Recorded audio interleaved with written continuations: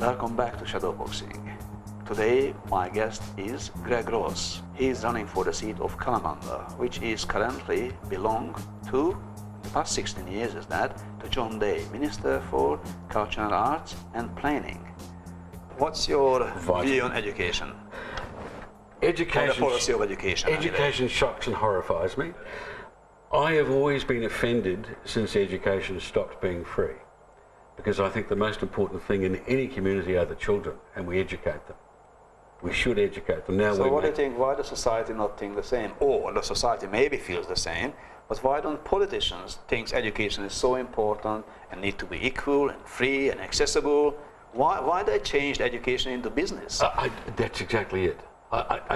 It's like selling public utilities, don't stop me. You sell electricity places, you sell gas places, they're owned by private companies. You sell education, you make it into a business so that headmasters get wrapped over the knuckles, or to use the Premier's words, get a biff over the ears because they say something or something's not right. How dare a Premier say anything like that? How dare a headmaster be pulled into line by the Education Department because he doesn't have the resources or his building's falling down? Don't bloody well tell me that. Don't tell me that at all, because I've got 3 grandkids and everybody else has got grandkids or kids or going to school to get an education. You talked before about... They got a circus, not education. They not get the education. It's education is what you provide at home. That's a problem as well, because the cost of living is so astronomical that our whole economy is built around both partners working. Whether it's mum and dad, whether it's 2 dads or 2 mums, it doesn't matter. They both have to work. So how do you want to change education? Okay, I want to make it free, and everybody would go, oh my God, the cost.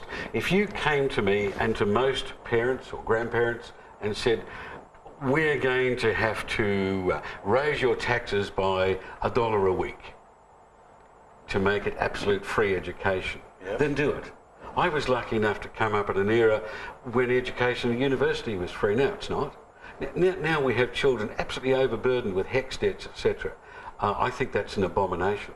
I'm embarrassed by that. It should and still not educated, because the education, the function is still making the business. It's making a business, in rather do the education, so they have to pay for it and still got less out. Yes, yes. Look, it goes on and on and on to where education has not been valued. Teachers haven't been valued. And you get into all sorts of areas there as to why teachers aren't valued and what we've done wrong in our homes and what we've done wrong with politics. And if you're trying to make a teacher be a valuable person in our society, yet you've got headmasters being reprimanded in the media, what are the children supposed to think? Yeah, well, he got bloody told off, same as what I did, like, you know, he's no better than me. Well, he is, because his knowledge or her knowledge to impart to you, you know. So the culture of education has changed dramatically, and it's whole just going to there. Going to pot.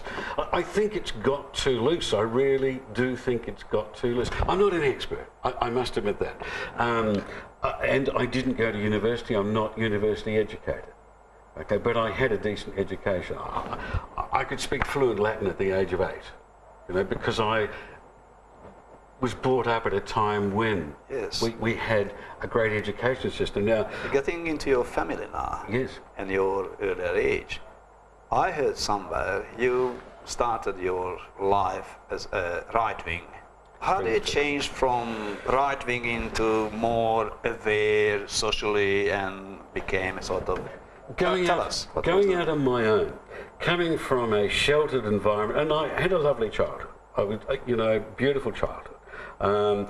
Great schooling, looked after, etc., etc. So I didn't really know anything except, oh, the poor Maori people are not as educated as us, or they're not as that. And unions.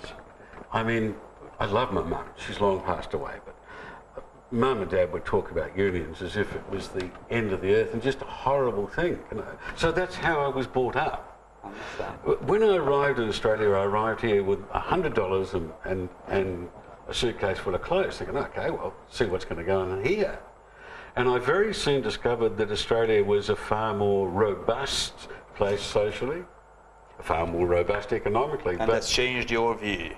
Well, I very quickly learnt that the working stiff was there to be taken for as much as possible. And that whilst, and this still applies to this day, whilst it's absolutely fine for the employers and the businesses to have their own corporations, their own societies to meet with, and be able to have instant access to a premier or a prime minister, that's fine. How dare you and I, as ordinary people, have a union to represent us? No, no, no, no, no, you peasants. Don't you understand? And that's why something like work choices was brought in by the Howard government, so that you couldn't negotiate collectively. You were on your own. Now that's absolutely fine, probably for you, it's probably fine for me to sit with an employer and negotiate, because we can be hard negotiators. But a lot of people are not that way. So they're just there and they whittle down and whittle down and whittle down, and they have to accept it, and they're written up for 3 or 4 years, and there you go. That's the way to be. No, it's not. Jump to another topic, Greg. Yes. You got lots of experience with driving around the States, heavy truck driving, tourism driving. You surely got some opinion on the Foreshore development, which is touristically important, people say, however, is causing some traffic nightmares. Hideous problems. First of all, on the waterfront development itself, I have always been in favour of some sort of development down there. I would have preferred it at Langley Park, but you can't do that, too many apartments. I didn't want the Dubai-on-Swan monstrosity that Barnett's determined to foist on us. We don't need an inlet there. What I did want to do with that Esplanade area, personally, is I wanted to make that a mini New York Central Park with lakes, walkways.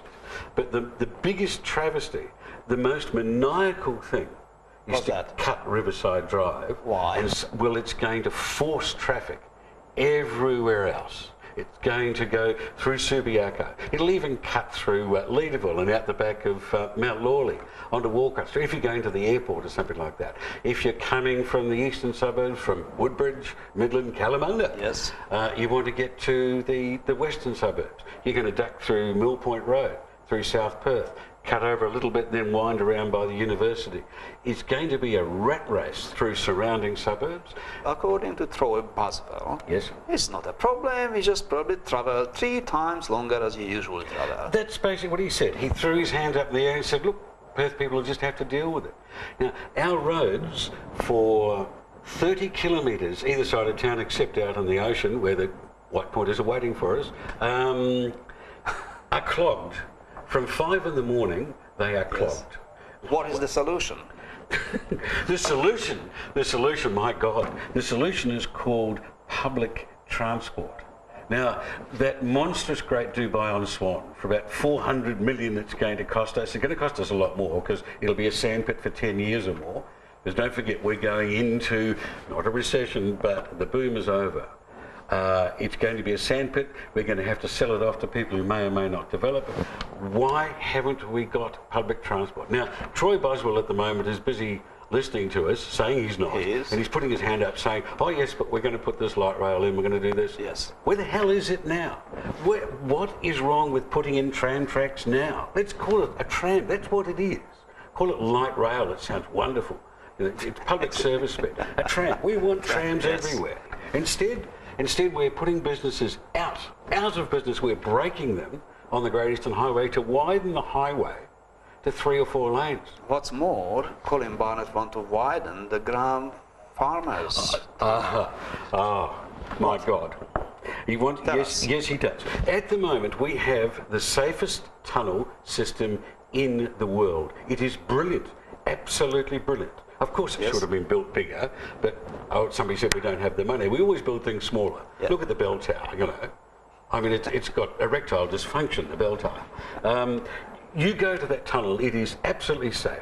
There are accidents in there about every second day. Most accidents are... But that's why they say they want to make it 3 lines. Yes. And you've done some experiment about it. We did some experiments. The other day we took in a car and we took in a small truck because we didn't want to appear to be overdoing it, and we took in a small car and we put them alongside each other and slowed it down to 40 kilometres an hour, just to show people what it would be like. Now, I believe you've got it up on the screens now. If people like to look at it, they'll see what it's like with a small truck.